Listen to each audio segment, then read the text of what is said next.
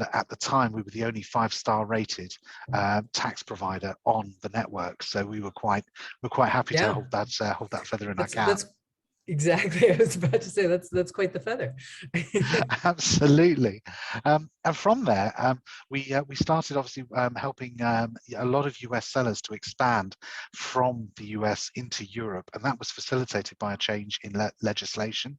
And the change in legislation came from a very antiquated set of tax laws, which basically sellers could start in Europe and they could trade and then disappear without trace, and nobody would be held accountable for the taxes.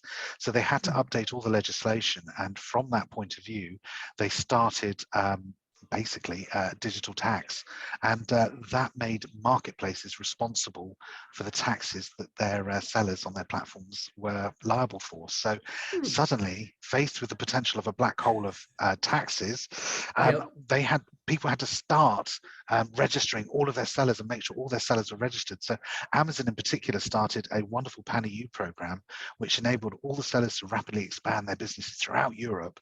And they were offering a special promotion where Amazon would pay your registration fees for VAT, and they would pay your filing fees for the first year. And what would happen is they'd introduce you to a number of tax providers. I think it was 3 of them. You could pick which one you wanted to go to, and then all of those taxes, and you wouldn't have to worry about that. So that was a fantastic opportunity for sellers to consider the EU and to expand and not have to worry about the compliance elements. So we obviously found that that was a very successful program, and we rapidly scaled, and we started basically forming partnerships across Europe so that we could handle the fiscal representation elements, because you don't obviously need to be registered in a company in a country to sell. So and some countries do require those sorts of things. So we rapidly expanded, and we rapidly gained a lot of momentum there. And while that was all happening in the US, we also knew there was a problem going on in China, a similar problem. So we were introduced to Amazon in China, and we actually formed an entity, and we actually formed two companies in China, or 2 offices in China, one in Shenzhen and one in Hangzhou.